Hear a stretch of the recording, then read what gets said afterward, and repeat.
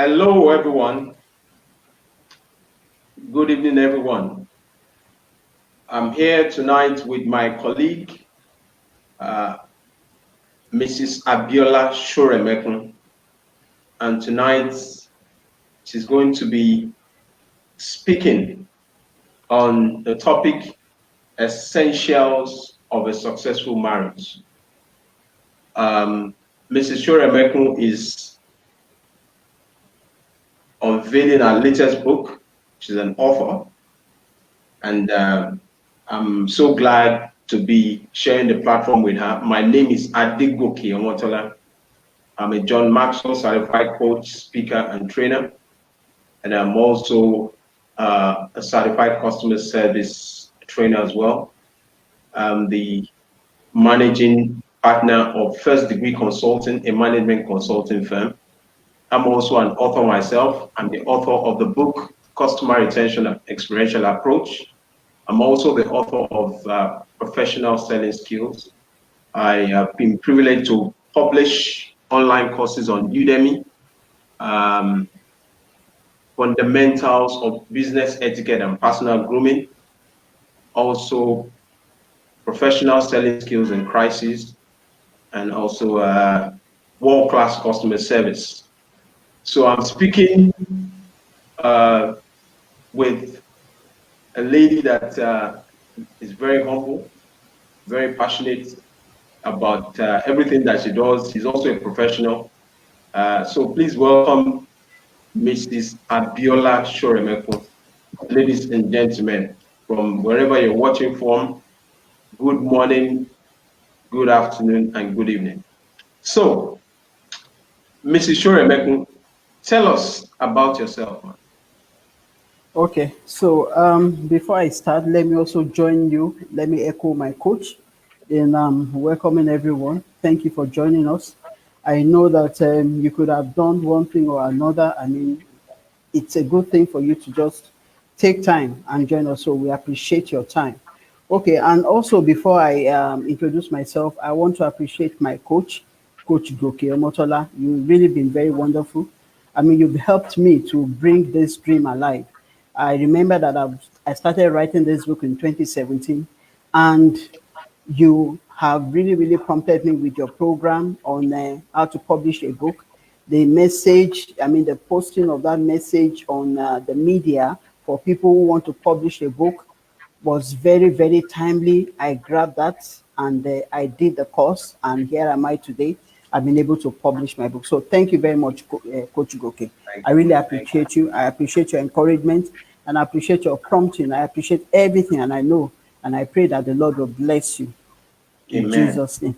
So, Amen. so once again, family and friends, thank you for joining us. My name is Abiola Soremekun. I work in the oil and gas industry, and when I'm not working, I write, I speak, I train, and I coach. And I recently published a book. You know, the name of the book is Essentials of a Successful Marriage: A Step-by-Step Guide.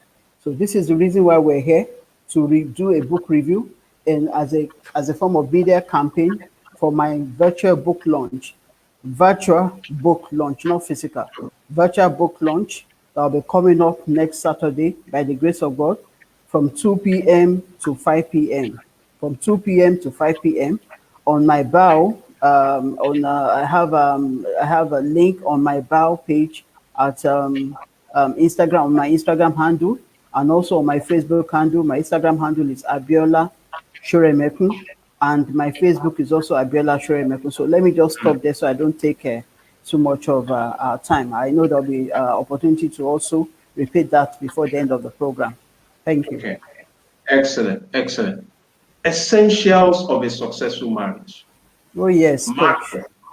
Mar- Marriage is, the topic marriage um, is a very sensitive area.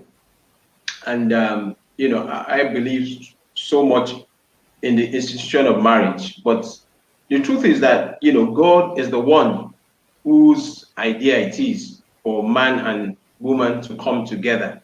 Oh Now, yes. why this topic? Why this topic, essentials of marriage, of a successful marriage? Okay, so let me first of all say this here. Friends and family, I'm not here to brag. I'm Okay. not here to boast. I'm just here by the grace of God. I want to tell you that I've only been married for like 25 years. There are people who've been married for 30 years, 35 years. But I can tell you this, that my marriage is still work in progress. So that Mm, said, why am I writing this book? I'm writing this book because I want to share knowledge. I'm mm, writing this book because I am convinced that God did not take me this far only just to have a fulfillment of having a happy home. Yeah, it's mm, beyond that. And then I'm also writing this book because I want to leave a legacy for people to be able to read my book and learn mm. from me, glean information from me that will help their marriages. And finally, I'm writing this book because I lost a brother, a half brother. I'm writing this book. Now, you said you lost a half brother. I mean, what's the circumstances of his death? I mean, that made you write the book. Anytime I remember that story, I want to tear up. But I'll try as much as possible to be very brief about it. My half brother, because I come from a polygamous setting, so my parents separated. So at that time, my half brother, they were living with my dad, and unfortunately, they lost their mom while they were still very young. So my mom was the one taking care of them. So, but when my parents separated, my mom couldn't take them because they were not her children. So at some point in time, because they were of a British descent, they were born in the UK. So at some point in time, when my mom left the house and there was no one to actually take care of them, so my dad said, "Okay, let someone take them to UK to go and stay with their guardian. At least they'll be well taken care of." So my dad got a friend of his and gave this person money with the contact details of this guardian in the UK. But unfortunately, this person got to the UK at the airport. This story that I'm talking about is over 20 years ago. Over 20 years ago. So she got to the UK and abandoned my half brothers. There were three of them. They were actually quadruplets. I mean, one died while they were still young, so there were just three left. So abandoned them at the airport. And at that time, there was no social media. There was no internet. There was no CNN. There was no BBC. So there was no way for us to know that actually these children were abandoned. So at the end of the day, they were taken to the motherless babies home. And Wow. so they grew up there, and Foster they grew parents. up feeling, under, I mean, foster, not even under foster parents. They were It in the was in the orphanage. orphanage. They Wow. were in the orphanage. So, I mean, they Wow. grew up feeling rejected, feeling abandoned, and feeling, so you can imagine children growing up in that kind of setting. At the end of the day, it took us like over 10 years for us to be able to reconcile with them. But by that time, friends, I can tell you that the damage was already done. They had grown bitter.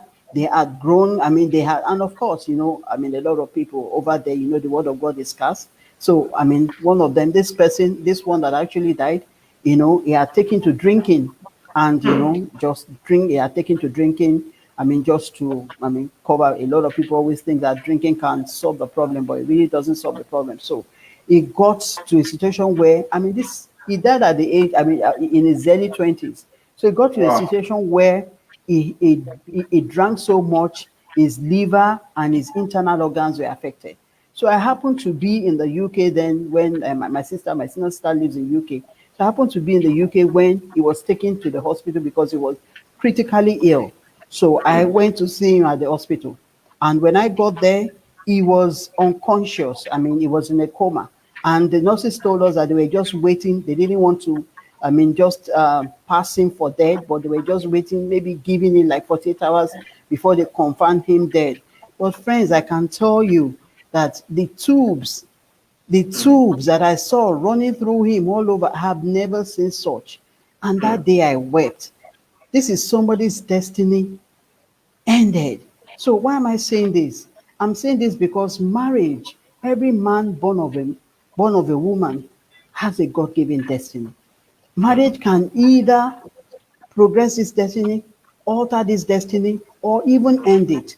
As it happens to children, so also it happens to the spouse in the marriage. So tell me, if my half brother grew up in a home setting with a father, with a mother, a stable home, do you think he will be dead by now? Now he's dead. His generation lost, his destiny ended, just like that. And do you know the painful thing? He was a victim of circumstance. He didn't bargain for what he got. He was in that situation because of his parents. He did not bargain for what he got. So, friends, this is the reason, one of the reasons why I'm writing this book, because Wow. I want to see people's destinies fulfilled. I want to see people living in homes. I actually grew up, I mean, my growing up years are very sad. I grew up always, I mean, with a lot of bickering, with a lot of hostility, between my parents, between the other wives. There was always bickering, there was always issues. It was a very, very unhappy ending. And if you read my book, there's a phrase I have in my book that runs through my book. It is happily ever after. Because I was so unhappy. I was searching for happiness in the unusual places. So I took to reading a lot of novels. I think I was at that point that I read one of those novels that had that happily after ever ending. And I craved for such ending. And I thank Wow. God that I'm living it. Like I said, my marriage is work in progress. It is not, I mean, it is by the grace of God that I'm here. I'm not here to brag, but I'm just ready. I'm just here to tell us, our friends. And one of the reasons why I'm writing this book, before I forget, is it is time for us to do something. We have, I mean, we have stayed in the mountain of talking for too long. We talk about the situation, we talk about everything. But what are we doing about the situation? Look at the situation around the country today. I mean, there's a saying that a strong family produces a strong nation, whereas a weak family produces a weak nation. Look at marriages around us today. And look at, I mean, and those broken marriages are producing a lot of miscreants on the street, a lot of area boys. So I just don't want to talk about it. I want to do something about it. So this is one of my reasons. These are my reasons for writing this book. Thank you. Wow. Wow. Thank you so much. Wow. You are speaking from the heart.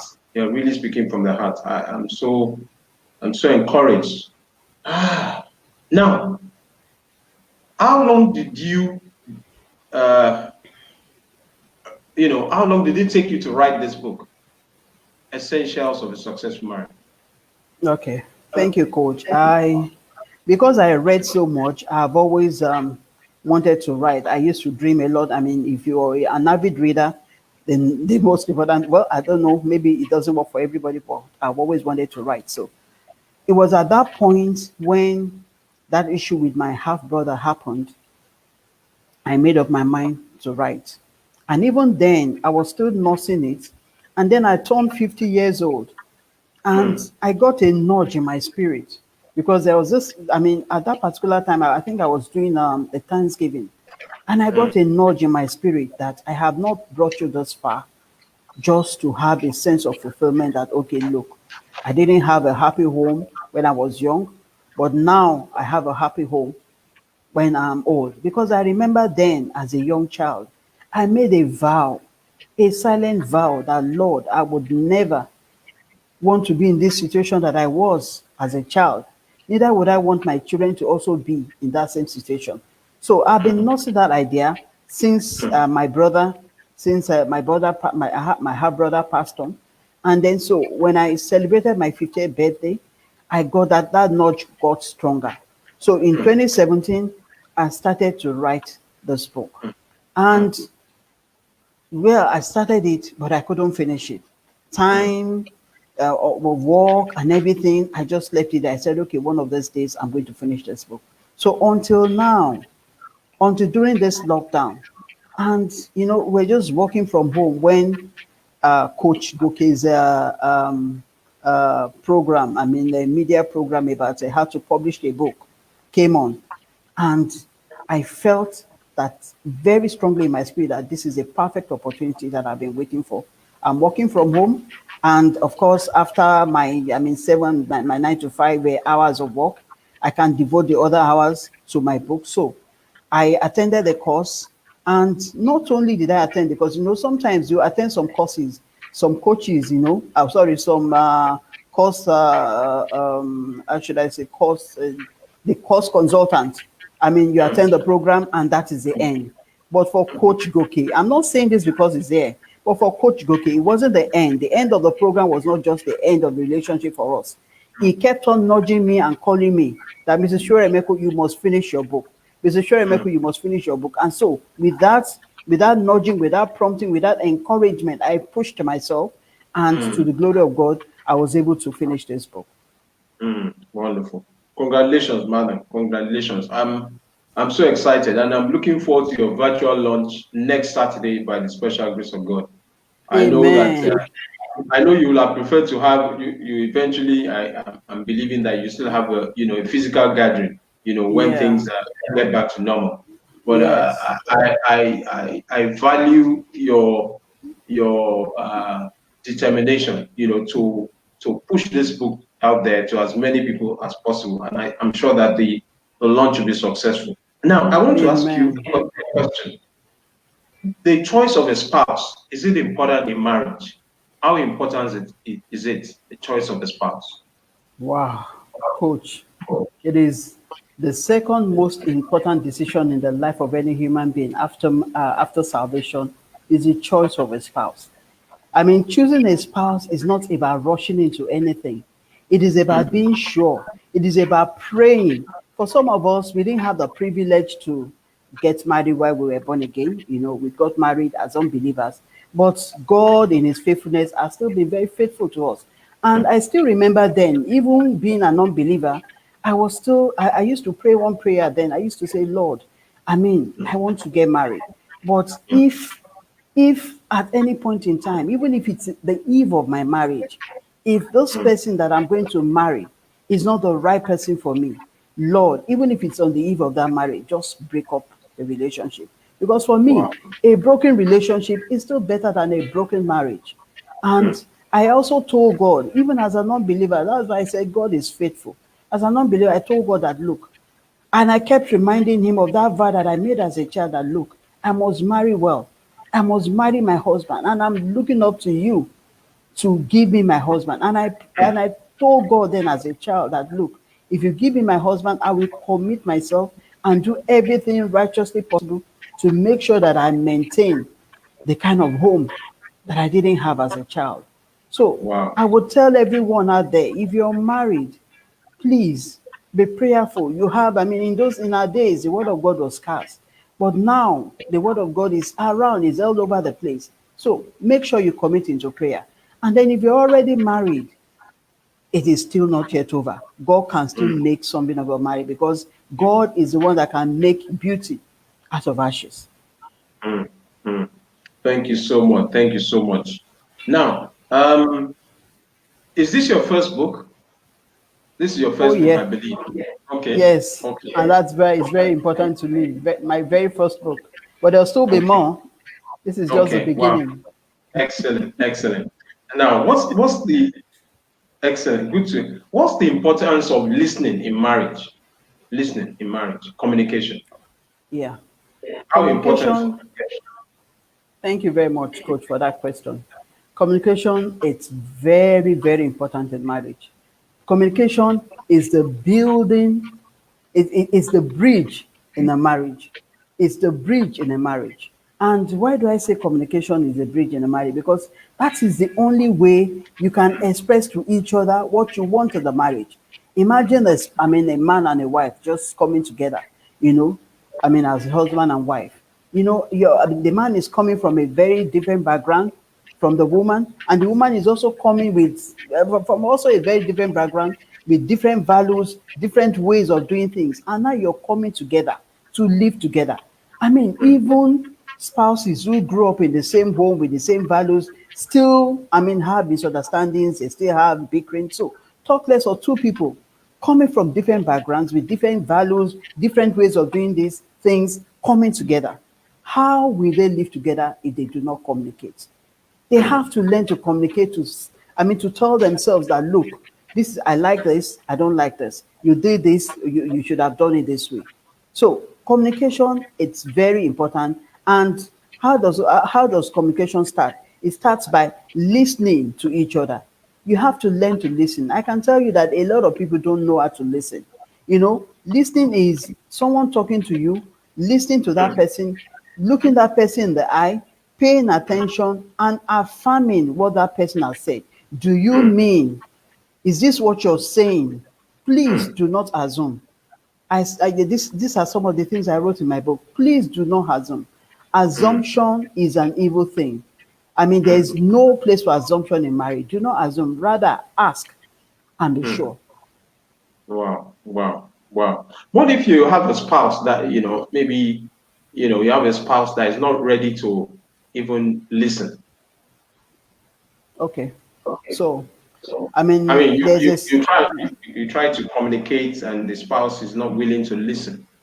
Yeah, I do understand that there are different. I'm sorry, there are many cases of situations between couples where one is not ready to listen to each other. But there's a saying that a reaction, produces an equal reaction. So that's which you want in someone. You have to start to do that thing. So if you want your spouse to listen to you, you have to also make that effort to listen to that person. Like when that person is talking to you, sit down, look at that person in the face, or even if you're not sitting down, but stand or whatever you're doing, wherever you are, make sure you look that person in the face, make sure you give your attention to that person and listen. So if you keep doing that, one day when your spouse sees you doing that thing, he will also do the same thing because it's action and reaction. So that thing you want in someone, you do it, and then you see something begin to change. There's a proverb there that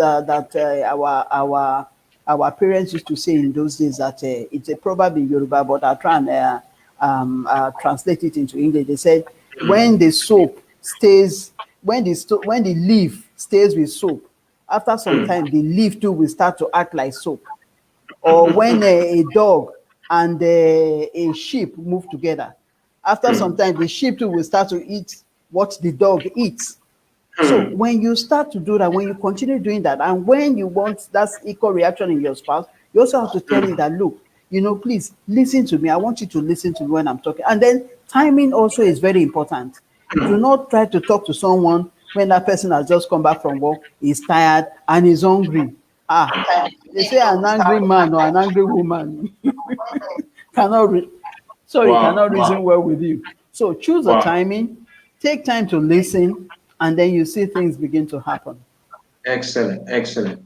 Wow, this is great. Now, I like to let you know. I mean, for so some of us, we're still toddlers in marriage. I mean, I've been married almost 20 years. You've been married for 26. And you have children that are, that are grown. Um, would you say you're a good role model, both you and your husband? Yeah.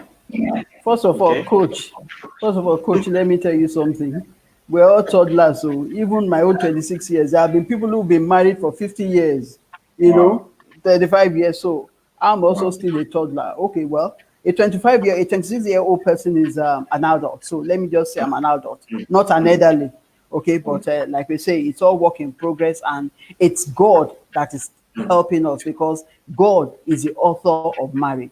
Okay, so yeah, it's very important to be a good role model to your children. And I really, because I know, right from when, right from when I started bringing up my children, that, you see, children do not do what you tell them, they do what they see you do. Okay, so I remember, and you see, children, they see things. I remember there was an instance. I went somewhere with my son. My son was about 5 years old at that time. So I think I took him to the barber's shop to cut his hair. And at the barber's shop, he saw some guys smoking at the barber's shop. And so when we're going home, he asked me, he said, Mommy, am I going to be blowing that thing like those guys were blowing it at that time? I said, no, that you're not going to be blowing that thing. He said, why? I said, well, because I don't blow that thing. Neither does your dad blow that thing. So who do you want to say you saw? You do you want to copy? Who do you want to say you saw blowing that thing, and because of that you want to do? He said, okay, mommy, what about those people? I said, well, sometimes some people are naughty. They are naughty because they do things that are bad, even though they know they are bad, but they still do them. So I want to tell, so I told him that those guys were naughty, and that was the reason why they were blowing that thing. So it is very important to put a good role model for your children. Like for Mm. instance, my children, if they're watching, they can attest to it. The way my husband and myself behave, in fact, sometimes we behave like young children in law. They'll just be looking at us. So sometimes their dad will also tell them, leave me with my wife. Oh, I mean, after all, you people would, go and make your own home after some time, but it's just me and my wife and all that. And for my husband and myself, we try to be a good role model so that when we're talking to our children, because there are times when I've had conversations, especially with my daughter, she will say, well, marriage, a lot of men these days are not sincere, all these boys are not. I said, well, look, don't worry. You will find that right person for you as long as you put it into God in prayers. I said, look at me and your dad. He said, you and daddy, you're different. I said, yes, we may be different, but you also find that person who you can also say is different. So it's very important for you to model, put a good role model for them to see of what a Wow. marriage should be all about. And in Wow. those days, one final thing also, in those days, when my husband and myself, when we're having a misunderstanding, we always make sure we do not do it in front of the children. We'll go inside our room, we'll turn on the music, the TV, or whatever, so that we can muffle up whatever sound, not that we don't have a misunderstanding. And then Mm. when they come, we just behave as if everything is normal. Then Mm. after we can go back to settle our issues. And if at any particular time we're having an issue, if Mm. anybody comes, maybe we have a guest, we do not show the guest that anything is happening. We Wow. behave politely, and then at Mm. the end of the day, we can go back and settle our Wow. misunderstandings. Very Wow. important to be a good role model Wow. because you would have a story to tell your children. Okay, so you model good leadership even at home. You're not Yeah, just yeah. a John Maxwell coach, speaker, and trainer, but you also do that. You try and do what is called modeling at home. Yeah, Now, I want to this yeah. issue of money in marriage. I don't know about you, but I believe that money is so key. When you started out, were you as successful as you are today? I mean, I say that with I know you are very humble, but I mean, as a professional, was money so available, in your early days in marriage? No, coach. Money was not so available. In fact, I do remember that by the time my husband and myself were planning for our marriage, he unfortunately he lost his job. But at the Wow. end of the day, I was thinking, oh, maybe we would want to hold on to the marriage and say, okay, can we do this Yeah. some other time? But he insisted that we must go on. And Mm. that gave me conviction in my heart that day. I remember that day that, look, it takes love for a guy to say, in spite of the fact that I don't have a job, I love you and I'm willing for us to go into this marriage, knowing fully well that, of course, the times ahead will be financially challenging. So Wow. it was the beginning, we started with very humble beginnings. We didn't even have a car.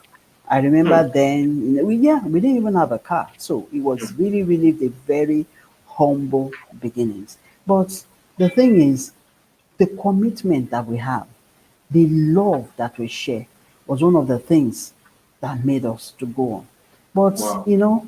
I would advise if I were to advise couples these days, I would tell them, you know, do not copy, but just ensure, I'm not saying just ensure that before you go into marriage, Hmm. make sure that you both have a source of living, Hmm. okay, a means of livelihood, your Okay. husband has, and then you yourself also you have something, okay, so Hmm. that between the two of you can start from somewhere. You don't need to Hmm. have all the millions in the bank for you to be able Hmm. to start, something. God Hmm. loves humble beginnings. Humble Hmm. beginnings actually builds our character. So Wow. money is very important in marriage, but it is not everything in marriage. I've Hmm. seen ladies then when I was in my marriageable age, some of them were Hmm. saying, oh, I cannot marry a man that is poor. And most of them married men that were wealthy. But Hmm. at the end of the day, they have stories to tell. Some of Hmm. them, I mean, there was a particular story of a friend who told me that, can I imagine that in his in their home, that there's a phone, in those days we were using analog phone, that there's a particular phone that the husband said is dedicated to friends, in quotes, and she's not supposed to pick, that phone. And then so when you marry for money, really be ready to take all the debt, that is coming to you, because at the back of that man's mind, he will always tell himself, if I didn't have money, maybe she wouldn't have married me. Maybe she married me for the money anyway. But if you marry for love, if you marry with, I'm not saying, I mean, you could have a situation where somebody could be well off, and yeah, all that is good. What I'm saying is, marry for the values that you want in a man. Do not marry for money, because money will always come. Marry for the values. What are the values that you want? Maybe honesty, integrity, commitment, trust. All those things are very important. Let money be a bonus, but let the values be the most important thing. Because if you marry Wow. for money and those values are not there, you cannot buy those values with money. But if you marry for the values, and as you go on and you work hard with God with God on your side, you will still make it. You will still have Wow. money. And to the glory of God today, I thank God for where we are today.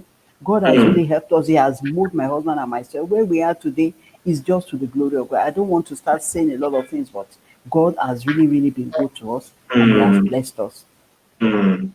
Wow, wow, amazing. I'm sure that those who are listening, will be so encouraged, because the issue of marriage, is so sensitive. And before you can even get good role models, I mean, you came from a polygamous background, and according to your earlier statement, you said your parents separated when you were quite young, and I think you told me back then that in fact you had to go to boarding school, and your mom was a single mother. And how was it? What was the experience like? Your mom being a single mother and trying to fend for. Wow, coach. My mom had five of us. My mom was a teacher. In fact, that's another story for another day. I grew up watching my mom teach, so which is one of the reasons why I'm so much, very, very much interested in knowledge. So she was a teacher. So at the time when she left my dad, she had to leave her teaching profession in order to go into business to be able to support five children. Coach, I can tell you they were not easy times. My mom had to put me in a boarding school with facilities, in a school with boarding facilities in primary school. From, like, I think I was about 4 or 5 years. In those days you don't start school from kindergarten. I think I was about 4 or 5 years old when I was in boarding house. I actually went to Mayflower Junior School, Wow, late Taishola school. So, wow. and they were quite challenging. I mean, they were challenging years for us, right from primary school to secondary school, even to university. They were very, very challenging. I remember there are times when, there won't be money to eat. You will just have to I mean, just manage and see how you can take care of yourself. So they were quite challenging years, which I would not want anyone, I will not even pray for Got my you. enemy to go through, Wow. but at the end of the day, those things that I went through as a child were one of the things that shaped my future. Because as I was going through those things, I kept telling myself, so let me tell you something. Your background, and that's what I always tell people, your background does not have to determine where you're going. So use your background to propel yourself, to project yourself, to focus yourself to where you want to be in life. So for me, I used to tell myself that, look, I can suffer as a child, but I will never suffer as an adult. I will Wow. take my future in my hands, and I will go forth and make sure that I do not suffer as a Wow. child. Sorry, I do not suffer as an adult. So, I mean, those years, as I was saying, they were very challenging years, for me and my siblings. But those years also shaped me. Going to tertiary school made me to be very independent, maybe to be very industrious. Tertiary, anyone who has gone to Mayflower Junior School or Mayflower Senior School, you would know. I mean, that person, if you get anyone that has that attended Mayflower Junior School or secondary school, that person, except if that person is careless, that person cannot be poor, because tertiary Wow. is like, it was a teacher. He was a teacher. It does not only teach you knowledge, It also teach you to be hardworking. You can imagine if you're building the hostel in those days when you're building, even when you're building the hostel, I mean, it used to make us carry blocks. It used to make us go to the farm. So we were doing a lot of things, which some people will call child abuse, but for us, they were shaping our lives. And they were not easy lives, but when I look back, I thank God for what I went through. I mean, not that Wow. well, somehow, I mean, I thank God that I had to go through that because God was able to bring beauty out of the ashes of those Wow. years. Yeah. Excellent, excellent, excellent. I know we both share, a mentor, in common, John Maxwell. We both Oh, belong to yeah. the John Maxwell team. Yeah. Yeah. I want to, what is the role? Do you have mentors, marriage mentors? I mean, concerning your marriage, those that you can say you looked up to, Yeah. even in your early days. Yeah. Yeah. Yeah. Yeah. Okay. Yes. Okay. Having a mentor, it's a very good thing, and I will advise everyone. But all of us in John Maxwell who are members of John Maxwell, John Maxwell is our mentor, and then also some of us still also have other mentors around us. I have married mentors, and they are, my married mentors are a wonderful couple. I mean, in fact, they will be attending the book launch as the guest speakers. So Wow. you cannot go through marriage without having mentors, role models that you look up to. That once in a while you can say, okay, look, I am going through this thing. What do you think I should do? Sometimes you need people to also take your hand and lead you to where you want to go. There's a Mm, saying that if you want to go to Lagos and you find someone who is ready to take you to Lagos, you get to your journey faster than if mm, you have to go to Lagos on your own. So having a mentor or a coach helps you to get to that place, that place, that your vision, your goal, your objective, they help you to get there faster. So I mm. cannot but say that having a coach and a mentor, it's very important in the life of every individual. Mm. Wow, excellent, amazing, amazing session. I'm so grateful. You are really sharing, your thoughts, and I know that even for those who are listening, they're blessed. I want to now talk about trust. The area of trust in marriage. Trust. How do Yeah. that area of trust? Can you trust your spouse? Is it possible to really trust your spouse? Implicitly.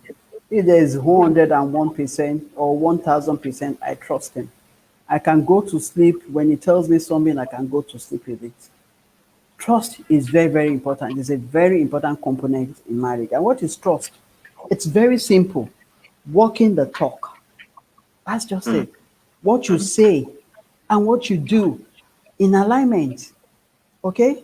There's a proverb that our parents used to say, and I'll also translate it in. I think there's the English translation. It said, when you lie, if you tell a lie 10 years ago, or not even 10 years ago, if you tell a lie yesterday, and someone, I mean, will ask you that's about that thing that you lied about, chances are that you may not remember that lie.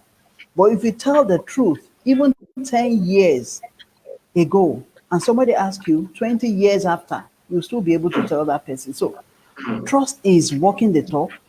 Trust is saying something and standing by it. Trust is earned. You cannot force it. You have to earn it. You cannot force someone to trust you. You have to earn it by your actions. By the time you begin to walk the talk, you say it and they meet you there.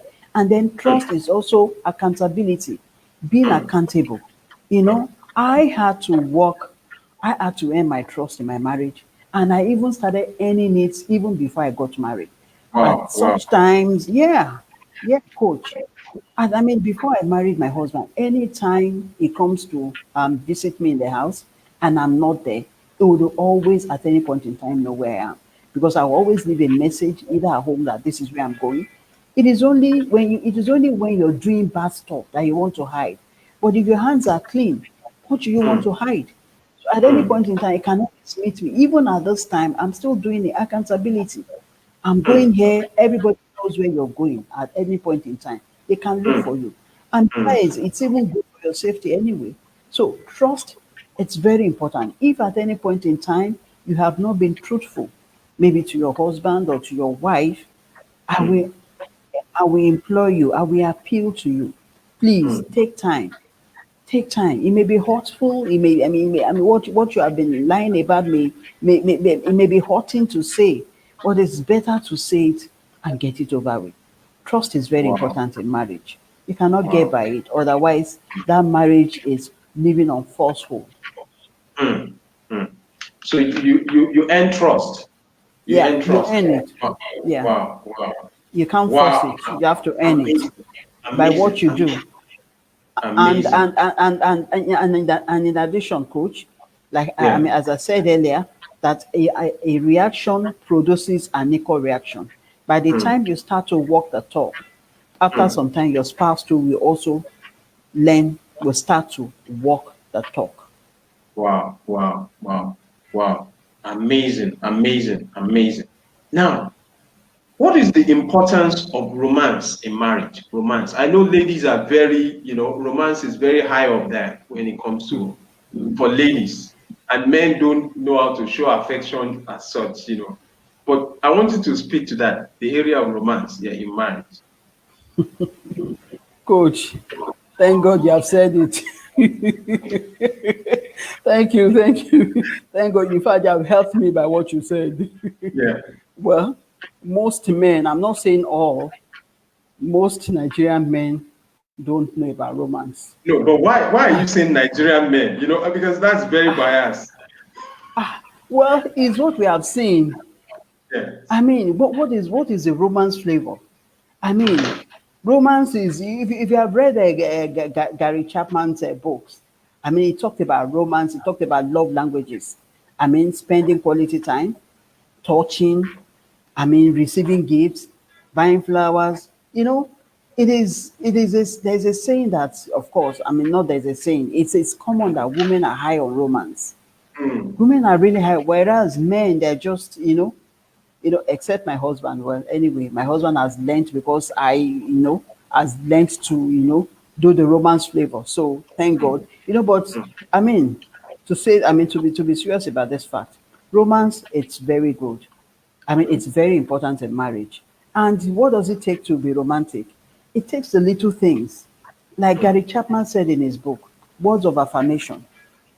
Okay, touching, kissing, holding hands often. I mean, for couples, if you want to perform the sexual act with your wife, start with a romance. If you do not do romance with your wife, or rather, let me say it like this: romance is actually preparing the ground for what you want to do. Because there's also a saying, correct me if I'm wrong, but I think I'm right, that while sex may be number 10 on a woman's list, it's probably number one or number two on a man's list. So a woman has a lot of things to take care of. So actually, sex is actually maybe one of the last things on our mind, whereas for the man, it's one of the first things. So, and then you want to, sleep with your wife. So start to prepare the ground. Maybe on your way home, you can buy a gift. I mean, what is that gift? It could even be, stopping on your way at a fast food restaurant, buying something. My husband does a lot of it.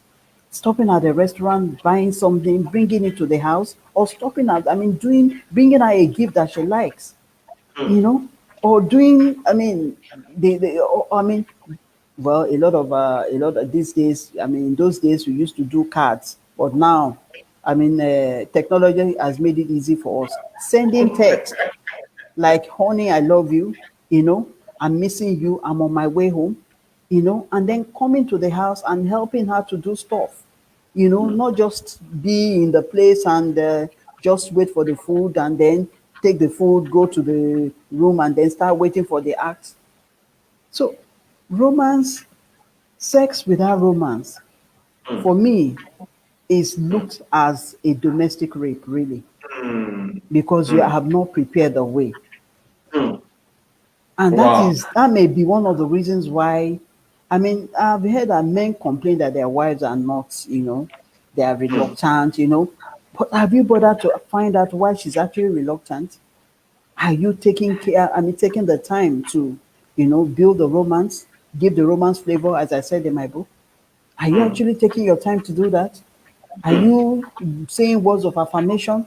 For us, our own words of affirmation is good morning, my husband, I love you. Good morning, my wife, I love you. We say that to ourselves every day. And wow. do you know how I got that, coach? Mm, I got that mm, from a colleague, not even a female colleague, a male colleague. We were just talking that day, and he just told me, he said, Mrs. Shaw, that do you know how my wife and myself greet each other every day? I said, how? He said, we greet each other by saying, good morning, my husband, I love you. Good morning, my wife, I love you. I was wow. I said, that's coming from a male colleague. So I told him right there and then that I was going to, I mean, really inculcate that wow. Wow. words of affirmation. Wow. And I But got can from you that. know what the way you're sounding now, it's so that it might not someone can just say good morning, I love you, and not really mean it. It's possible. Okay, okay. Have you heard something about as a man thinketh, so he is? I know. Do you know that words of affirmation, the words that you say come to pass? I know. I So even know. if you don't mean it and you keep saying it, one day it'll start to come. How do you Wow. pray, coach? How do you pray? Is it not by speaking? Yeah, it is. It So, is. so when you speak, don't you have that faith that your prayers are answered? Good. Good. Okay, so words of affirmation. I Mm, mean, even mm, if you say it and you don't mean it, a time will come when that word will begin to come to life. mm, mm, mm. Do you? Now, I want you to. I agree with you. I just wanted to to expatiate on that. Now, I want you to speak to young couples. Maybe young couples are on this platform. Now, you've been married now for 26 years to the glory of God. What would you Amen. say to couples, that have been married for? Is it okay for a young couple that have been married for 1 or 2 years to have their in-laws and staying with them? What's your perspective on that? Okay, coach. I won't say that it is not okay. I won't say that it is not okay so that I will not be looked on as if not wanting family to stay. But all I can say is it may not be beneficial to the couple. Why do I say this? I said earlier that two people, marriage is about two people coming together, from different background, different values, different ways of doing things, and they're coming together to bond. Mm, Okay, so the first 5 years of marriage, for me, it is bonding time. It is a mm, time that you get to know each other very well.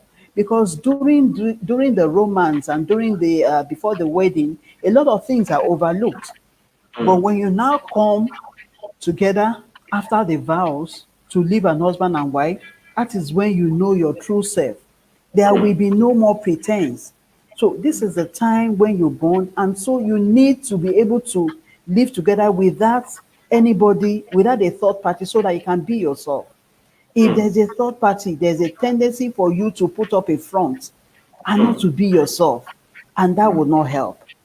mm. Okay, so I would advise, if you can help it, that the first 2 years of your marriage, I mean, stay alone together so that you can know each other very well without a third Wow. party. It is Wow. a bonding time. If you can help it, it will be Wow. beneficial for you, except if you can't. Mm. Wow. Wow. Uh, but now I want you to talk about commitment in marriage. Commitment. It's commitment is a very heavy word. Can a marriage survive without commitment? Coach. Well, some marriages, I don't know, they survive without commitment, but I can tell you that those marriages, even if they survive, those marriages cannot be healthy. You Mm, know, when you're talking about a healthy relationship, a successful relationship, you know what I'm talking about. mm, Commitment is a very big thing. mm, Commitment is those words, you mm, know. It took me time to have this understanding. And by the time I got that understanding, it was a wow moment for me. That mm, commitment is taken seriously. those vows that you made during your wedding, to promise to hold in sickness, in any situation. So commitment is that keeps you going on the long run. I can tell you, I'm not saying marriage is a bed of roses. I mean, there are times when you have a misunderstanding, situation comes, unplanned situations come that may even shake you a little bit, but it is that commitment that keeps you going, telling yourself that, look, I'm in this marriage for the long haul. Except, coach, except in the situation of abuse. Where there's abuse, I would tell I would advise that couples separate where there is physical abuse. Except that. But without physical abuse, that commitment is what keeps you on the long run. That I'm in this thing for the long run, in Wow. sickness, in health. And also, let me tell you, coach, if someone were to ask me that, because in my book I talked about the essentials, and I mentioned in my book I mentioned seven essentials. I Yeah. mentioned the commitment, I mentioned the trust, I Trust, mentioned money. the money, finance, I mentioned the prayer, I mentioned love, I mentioned the romance, I think I Yeah. mentioned communication. But out Yeah. of those essentials, of course, the list is not exhaustive. There's still more, but to me, these were key. If someone were to ask me, out of those seven, which three or which ones would you think are very, very important in marriage? I will tell you that commitment, okay, and I will tell you about prayer, okay, Okay. and I will tell you also about love. Because when you're sorry, I will tell you, I'll say commitment, I will say communication, and I'll tell you about prayer. Because commitment is that which makes you stay in the marriage and tell yourself that it's on the long run. Communication, okay, as long as you're still talking, you can trust yourself, okay, you can still love yourself, you can talk about finance, you can talk about those other things, okay, and then as long as you're praying, your prayer will hold everything together. So commitment, it's very strong. If you're not committed, take anything. Even your work. If you're not committed in your work, you'll be slacking it. If you're not committed to your business, you'll be lagging behind. So commitment is a very big thing in marriage. So I will advise young couples, if you're not ready to marry, don't just go into it. If you're not Wow. ready to commit to that long run, that long haul, don't go into it. And that's Wow. why couples have to be, physically ready, spiritually ready, financially ready, emotionally ready to go into marriage. Wow. Wow. Wow. Awesome. Amazing. Amazing. Amazing. I want to now speak about something. I know you have almost exhausted all the key points. Um, how do you manage raising children? For you, you have been a career person from day one, and you've raised three beautiful children. So, Two beautiful children. How were you able to cope with raising children and still going, up the ladder in your career? yeah, it's not easy, but as a woman in the career world, especially for me, I work in a male dominated industry. And in that industry, they always say that everyone is a male. There's no female in the oil and gas industry.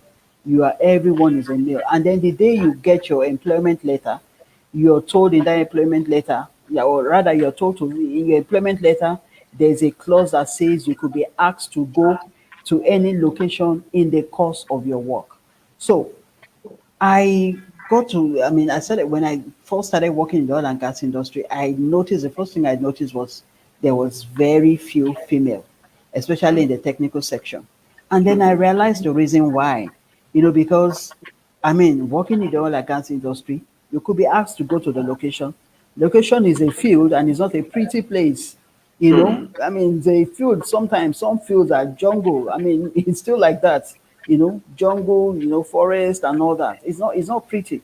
So, but because I was committed to doing the job, because I wanted to earn my pay, because I wanted to prove to people that look, I may be a female, but I'm ready to do the job. I know, I mean, because of my work, I had challenges, or there were times when people would look at me and say, "Oh, you're a female, can you do this?" And I would tell them that no, that because I'm a female does not mean I cannot do this. So the first thing I did, coach, was to put my house in order, because get a good nanny, make sure that my children were okay, you know. So I had to put myself in order so that I can show up for the job. Okay, I Wow. remember there was a particular instance when we needed to do a field trip. That field Hmm. trip involved being on a vessel in the middle of nowhere on the sea for 3 days. And as I remember, as we were preparing for that trip, my boss said, "No, you can't go." I said, "Why not?" He said I would not be able to survive. I said, "Why not?" He said, "Because of seasickness." I said, "Because it's my job, I will do this thing." So what did I do? I made sure that I made myself available. I asked the medical person at that time that, "What can you do to take your seasickness?" And this person gave me, recommended, prescribed a medication for me, which I took. And I went for that field trip. 3 days on the high sea in a boat. I can imagine if you've been on a boat, how it rocks. So imagine sleeping on a boat. But to the glory of God, I was able to do those 3 days without feeling sick for one day. My boss, who even said that I could not go at that time, was even the one that was sick. He couldn't Wow. even get up. Whereas me, I was eating, I was generally strong, and I was able to do the job. So I mean, as a career person, I mean, it's high time, ladies, we should not use our femininity, our gender as a form of excuse not to do a job.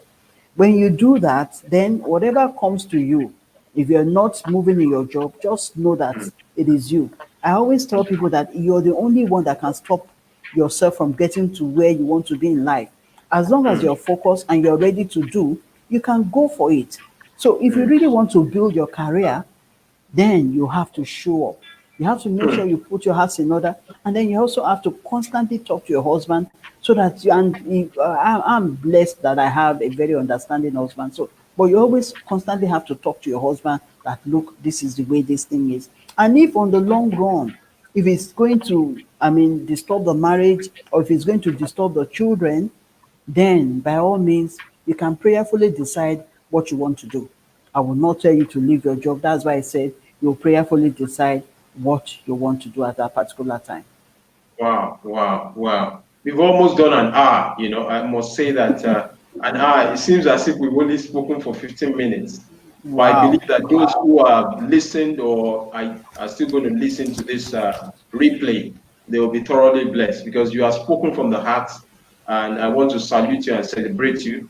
You are not just a professional, but also in the domestic, area, you have also excelled. And I pray that, God will continue to use you mightily because a lot of people have Amen. stories. I Yeah. was listening to someone, he said, history. What is history? History is his story. His story. You have come into the public space. A lot of people have good stories, but they just keep it to themselves. You can imagine what would have happened if you refused to write a book. Your book is now going all over the world. People are listening, because we need role models, particularly in the area of marriage. Some people are very, when it comes to the area of marriage, they just don't want to hear because they have very terrible experiences. But your own experience, although things were very challenging in the beginning because your parents separated, but you did not allow that to discourage you. You were determined, and you are showing up brilliantly. Now, the last area that I want us to talk about before we round up, before you tell us about your virtual book launch, which is happening next week, Saturday, by the special grace of God. Mrs. Soremekun is launching a book virtually. She will share the link, on this platform. Essentials. No, you can quickly just talk about your book. Yes, please.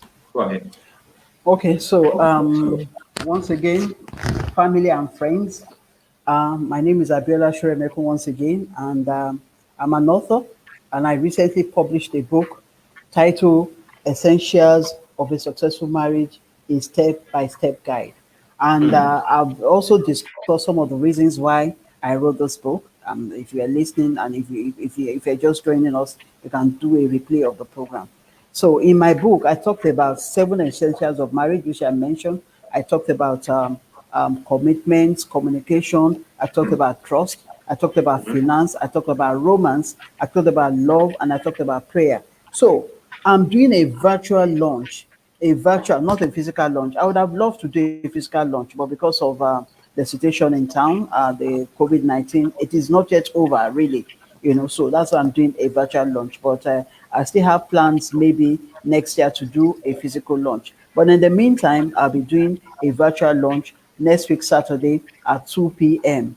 It will only be a 3-hour event from 2 p.m. to 5 p.m. So I'm inviting all the stakeholders to this book for the virtual launch. And who are the stakeholders? If you're a father out there, if you're a mother out there, you're a stakeholder. If you're a wife, you're a stakeholder. If you're a husband, you're a stakeholder. A potential wife, a potential husband, you're all stakeholders to this book. So, and for Wow. me, this book is not just about launching it, it's about dedicating this book to the glory of God, because it's not just selling and for people to read the book. I want the book to minister to people. I want people Yeah. to read the book and let marriages be healed. Let broken marriages be repaired. Let marriages be built up.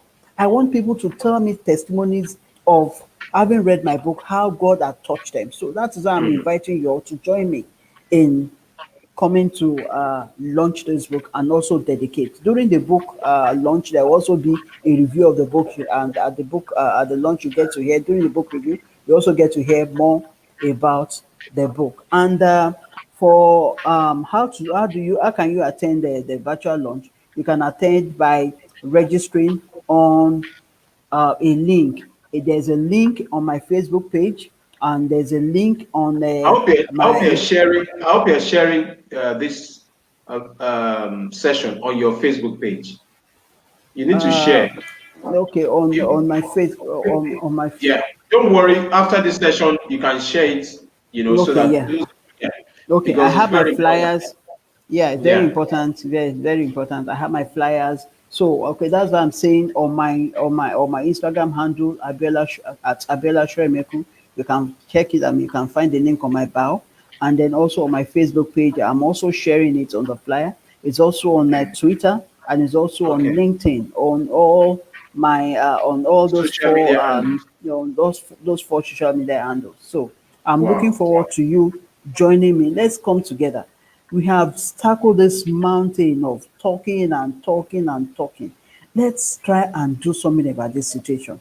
If one can do one, if a marriage can be saved today, I mean, children in that marriage will also be saved. They would live well. And let me tell you, if we don't do something about those things, yeah, we are Christians. God has said He will bless us. But I pray that we will have a peaceful society to enjoy our blessings. Because if we don't take care of those people, one way or another, we will be blessed, but we will not be, we will not have a peaceful society to enjoy our blessings. So, Wow. some, I also, it's right now on the media, you will see a lot of the social media is agog with a lot of content on leadership, how to be this, how to be that. Those are great. They are great. Coach Goke and myself were in John Maxwell for the purpose of touching lives through leadership, through training people, personal development, and all that. But aside from doing it from that angle, I also want to do it from the root angle, because what is the root cause of miscreants in the society, area boys, or kidnappers, armed robbers? It is.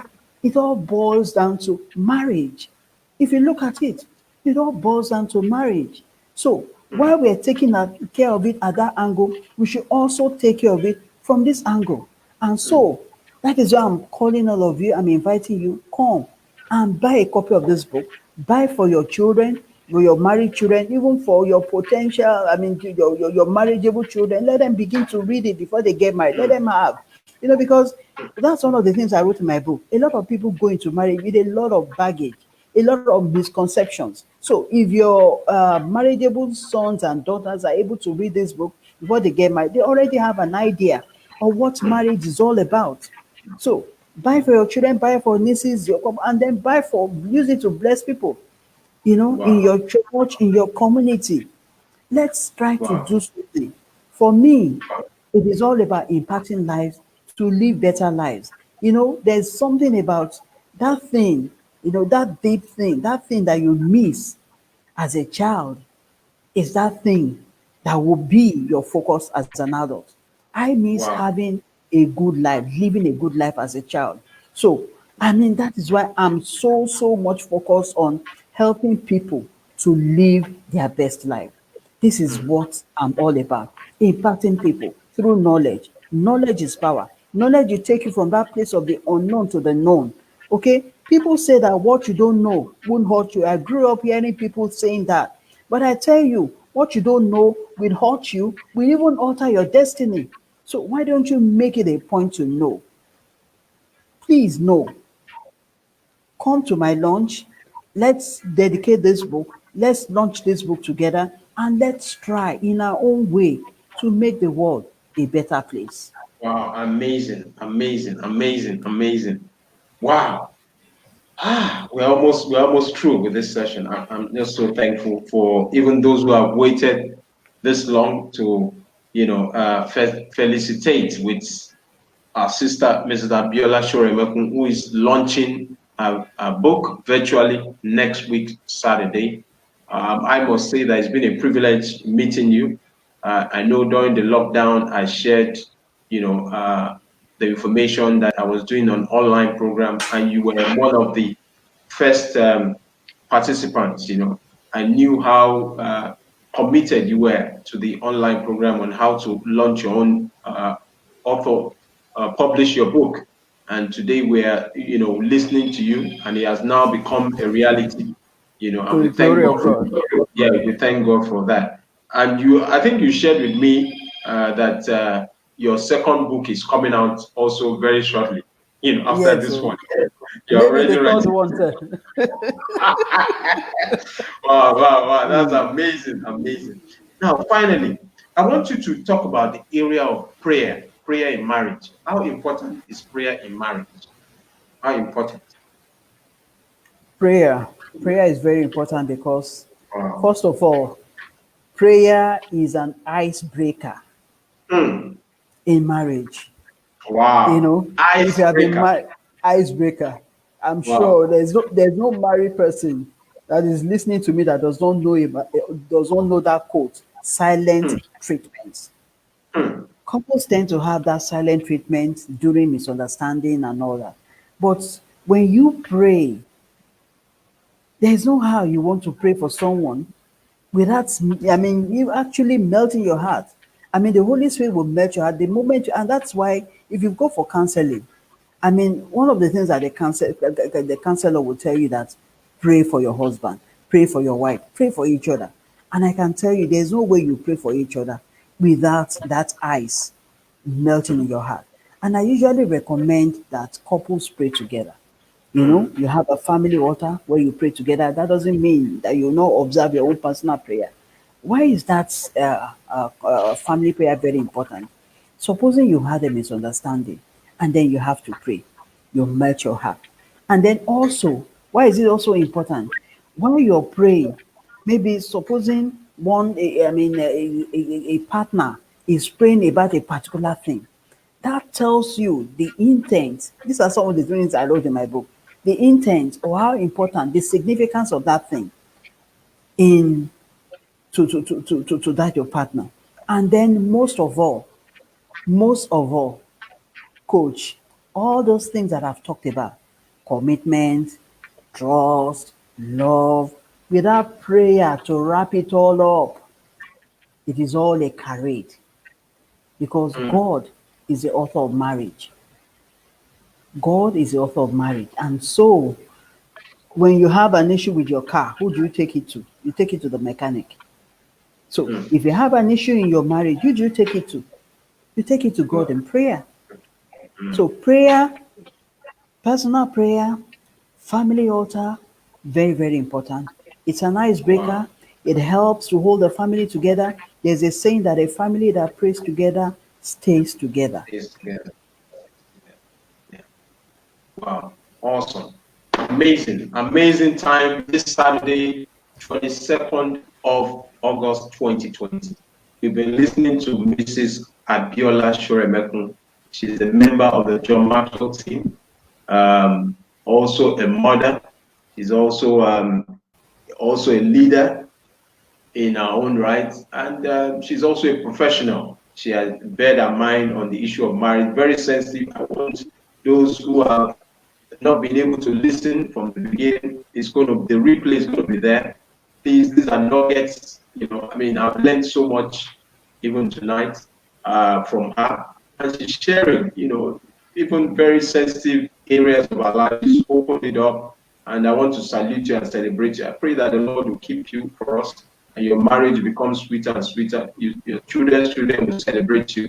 Your husband will Amen. celebrate you. The world will Amen. celebrate you, and even this book. Amen. This will not be your last. You are living a life of legacy. I mean, Amen. you are successful in your own right. You don't even need to come out there and but you just Yeah. felt that you're compelled. You just want to share your story, and it's Yeah. going to bless so many people.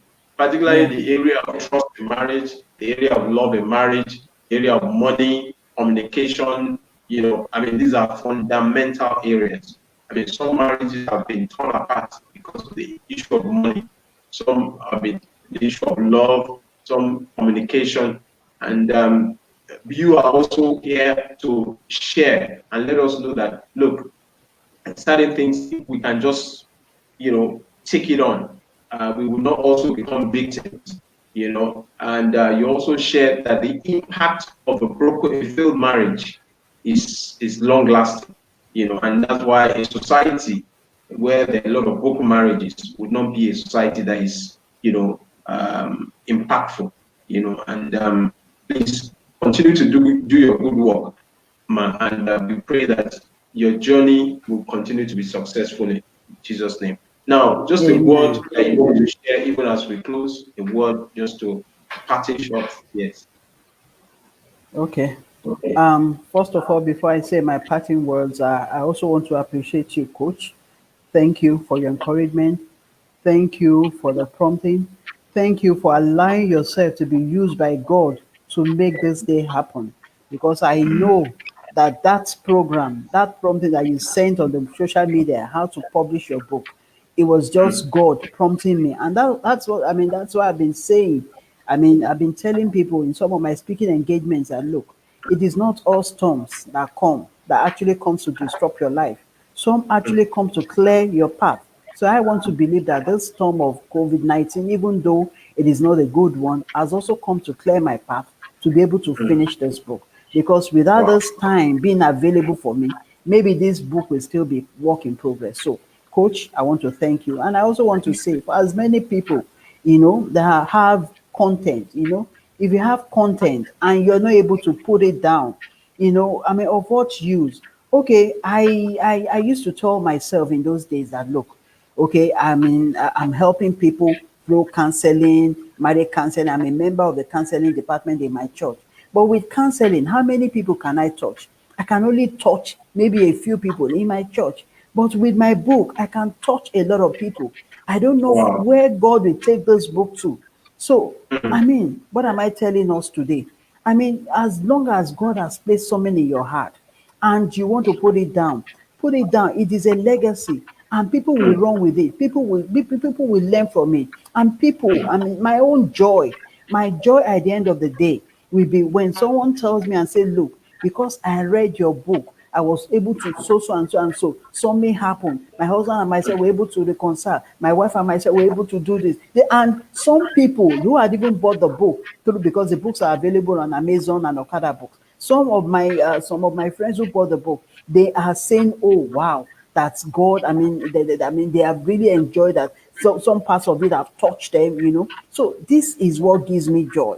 Really, this is what gives. So, Coach, I want to appreciate you for that, for allowing yourself to be used by God. Please don't stop that how to publish a book program. Please continue to put it out there because I know that as many people, a lot of people have content. You see people doing a lot of things on social media these days. They have content. What does it take to put it down? Put it down. Put your content down.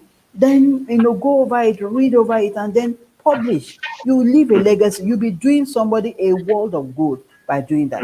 And so, Wow. finally, I want to appreciate every one of you that has taken time, to come and listen to us, on Mm, this book review. I am not mm, taking you for granted because you could have been doing anything. With your mm. time, your personal, time is something that, once spent, you can never regain back. So I want to appreciate you for taking time to come and join us at this time. And I also want you to take a bold step, of faith by coming to join with me to publish this book.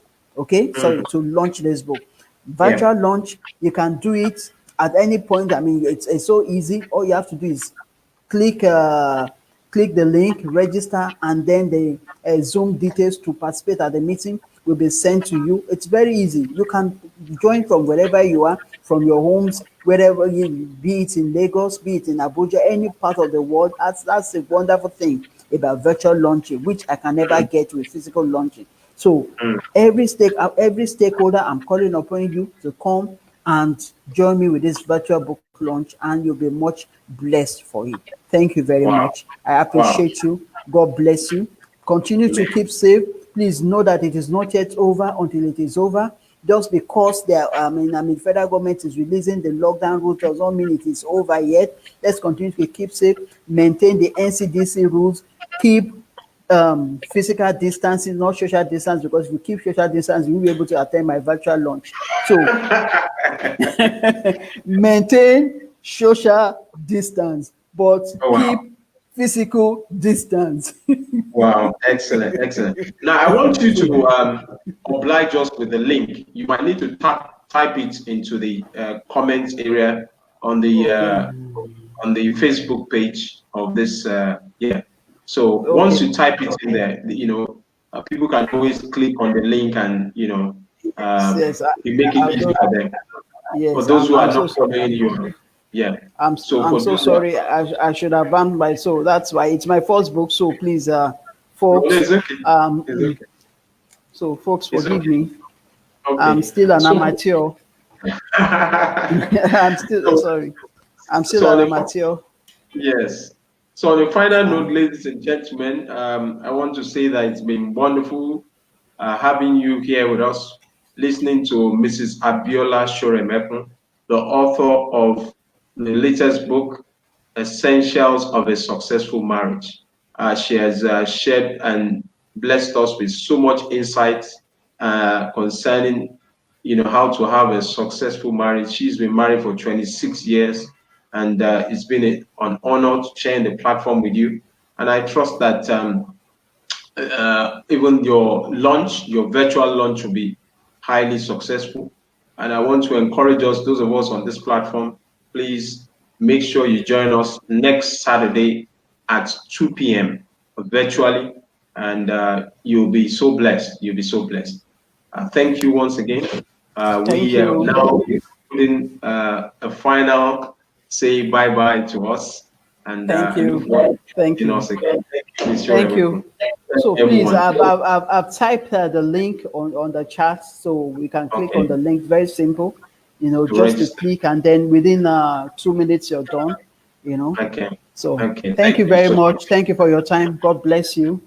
God bless Have you, a good Coach, have a and good you too. evening. So see Thank you you. all on Saturday on Zoom. Okay, okay. Bye bye. Yeah. Bye. Bye.